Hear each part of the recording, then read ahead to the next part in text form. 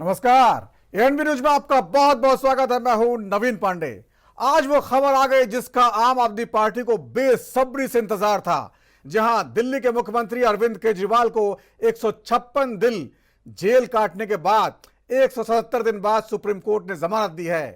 केजरीवाल जब तिहाड़ जेल से बाहर निकले तो उनके स्वागत में आम आदमी पार्टी के नेताओं और कार्यकर्ताओं ने जमकर जश्न मनाया और आतिशबाजी भी की गई।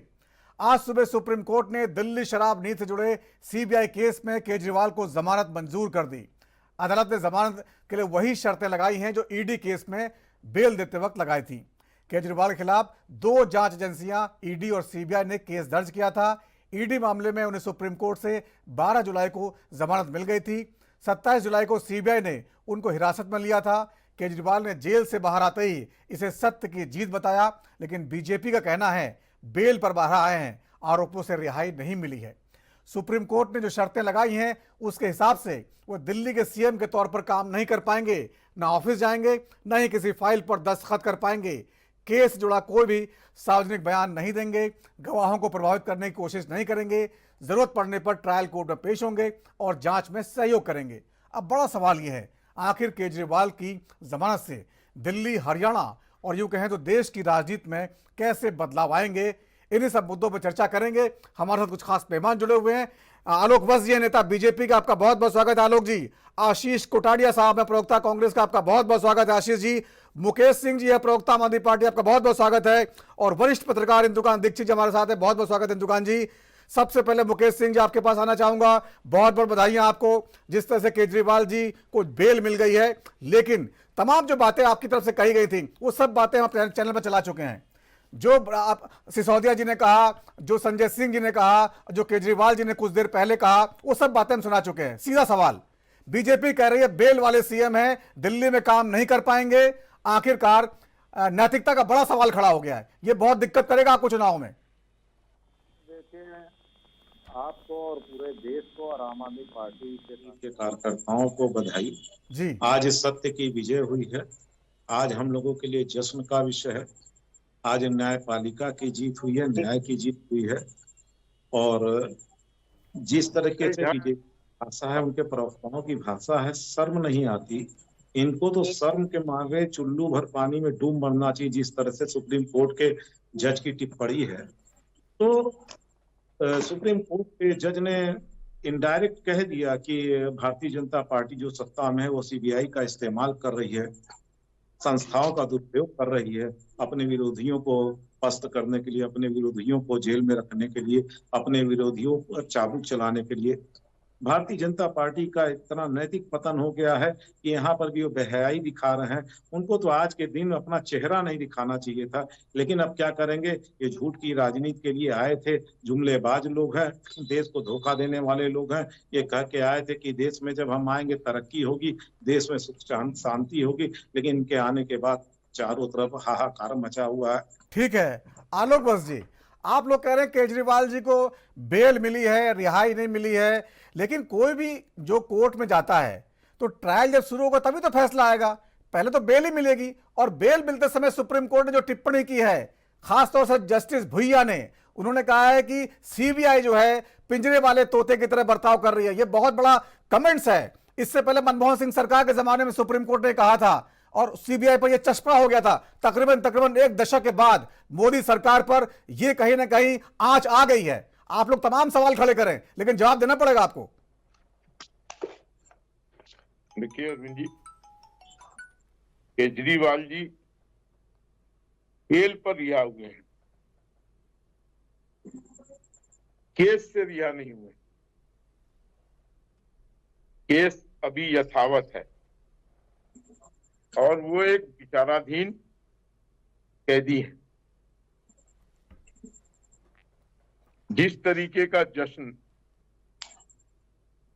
वो और उनके लोग मना रहे हैं, जैसे लगता है कि वो इस केस से बरी हो गए। वो मुख्यमंत्री नाम के हैं, रबर स्टैंप मुख्यमंत्री भी नहीं है। उनको मुख्यमंत्री का कोई अधिकार नहीं दिया है कोर्ट ने। ना वो ऑफिस अटेंड कर सकते हैं, ना वो किसी फाइल पे दस्तखत कर सकते हैं। तो किस बात के मुख्यमंत्री? ये जरूर है कि अब उनके आने के बाद हरियाणा चुनाव थोड़ा दिलचस्प हो जाएगा, जहां उन्होंने कांग्रेस और भारतीय जनता पार्टी के ज्यादातर बागी उम्मीदवारों को टिकट दिया है। और जो हरियाणा से अभी की रिपोर्टें आ रही हैं, वहां पर बीजेपी और कांग्रेस का डायरेक्ट फाइट है लगभग 90 के 90 कॉन्स्टिट्यूएंसीज में। आशीष कोठारिया जी, आशीष कोठारिया, हम चुनावी भाषण की बात नहीं कर रहे हैं, हम सीधे सवाल पूछ रहे हैं कि जब केजरीवाल जी आएंगे, हरियाणा के चुनावी रैली में सवाल उठाएंगे, वहां पर कहीं ना कहीं कांग्रेस पर भी हमला होगा। यदि कांग्रेस पर हमला होगा तो कांग्रेस प्रत्युत्तर अवश्य देगी, क्यों नहीं देगी। यदि केजरीवाल जी हमारी पार्टी के ऊपर आक्षेप लगाएंगे, हमला करेंगे, तो हमारी पार्टी भी उसका बड़े कठिन शब्दों में प्रत्युत्तर देंगी। लेकिन डिबेट का मुद्दा ये नहीं है, डिबेट का मुद्दा ये है कि जस्टिस उज्जवल भयन ने जो कहा है कि CBI shouldn't be a caged parent, यानी कि पिंजरे में बंद तोता, ये बहुत बड़ा सवाल है, देश के लोकतांत्रिक संवैधानिक व्यवस्था के ऊपर खड़ा किया है। सुप्रीम कोर्ट ने बोला है, तो नहीं बोल रही है कि सीबीआई में बंद की भांति देश की एजेंसियों को लेकर और इन्वेस्टिगेशन करती है। सबसे बड़ा सवाल है, और इसलिए मैं आपको बताना चाहता हूँ, इस पॉलिसी के माध्यम से देश के लोगों की ऐसी संवैधानिक के ऊपर जो विश्वसनीयता है, उसके ऊपर प्रश्न खड़ा होता है।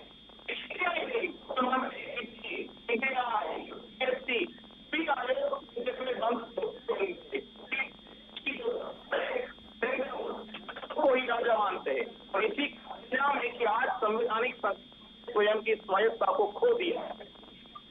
ठीक है, ठीक है इंदुकांत देखिए साहब, पूरे मामले को समझने के लिए आपको बताना चाहूंगा कि ये जो केजरीवाल साहब को जमानत मिली है, इससे फायदा किसको होगा समझ में नहीं आ रहा। जमानत मिली, लेकिन दिल्ली के सीएम के तौर पर कामकाज नहीं कर पाएंगे, तो कहीं ना कहीं बीजेपी बार बार ये नैरेटिव पेश करेगी कि देखिए साहब, नैतिकता के आधार पर इस्तीफा नहीं दे रहे हैं, इनको कामकाज करने से रोक दिया गया है, 6 महीने बाद चुनाव है, बार बार दिल्ली के लोगों को समझाए कि देखिए साहब कोई काम नहीं कर रहे हैं, और वो कहेंगे देखिए साहब हम मजबूर हैं, हम क्या करें, हमें कोर्ट ने बांध रखा है।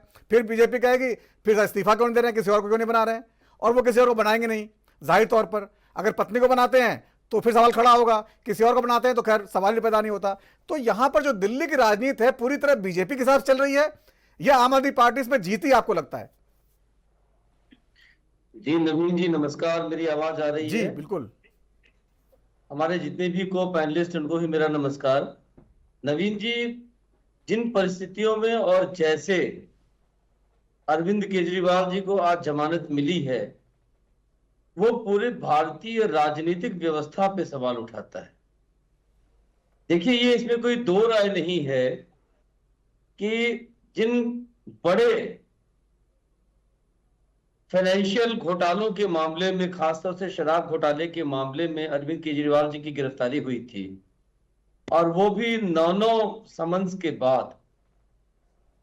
फिर उसके बाद जिस तरह से ईडी के मामले में सुप्रीम कोर्ट ने उनको जमानत दी, और उनकी रिहाई के ठीक पहले सीबीआई ने उन्हें फिर गिरफ्तार कर लिया, और इसी को लेकर के आज माननीय सर्वोच्च न्यायालय की जो डबल बेंच होती है, नॉर्मली उनकी सबसे नीचे की बेंच डबल बेंच होती है, उसमें जस्टिस सूर्यकांत ने तो कहा कि जो गिरफ्तारी थी और गिरफ्तारी की पूरी प्रक्रिया वैधानिक थी।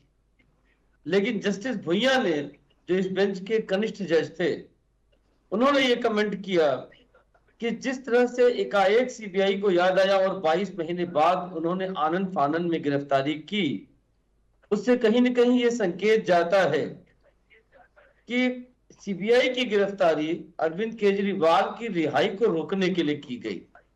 अदरवाइज 22 महीने तक सीबीआई क्या कर रही थी, उन्होंने क्यों गिरफ्तार नहीं किया?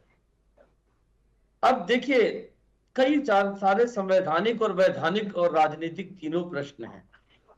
संवैधानिक प्रश्न यह है कि जब उसी सुप्रीम कोर्ट में डबल बेंच में जस्टिस सूर्यकांत, जो लीडिंग जज थे इस बेंच के, उन्होंने कहा कि बिल्कुल वैधानिक रूप से सही गिरफ्तारी थी, उसमें कोई अनियमितता या असंवैधानिकता नहीं है। ठीक है, ठीक है, समय खत्म हो गया है, समय खत्म हो गया है कि भारतीय जनता पार्टी लगातार सवाल खड़ेगी दिल्ली की सरकार कैसे चलेगी और नैतिकता की दुहाई देगी, और आम आदमी पार्टी लगातार कहेगी देखिए साहब कि जो है ये सरकार जो है तानाशाह है, सब पे कब्जा करे। बहुत बड़े बड़े सवाल खड़े होने वाले हैं। बहुत बहुत धन्यवाद चर्चा में शामिल होने के लिए आप सभी का। तो राष्ट्र धर्म में आज इतना ही। वक्त छोटे से ब्रेक का है और ब्रेक के बाद भी खबरों का सिलसिला जारी रहेगा। नमस्कार।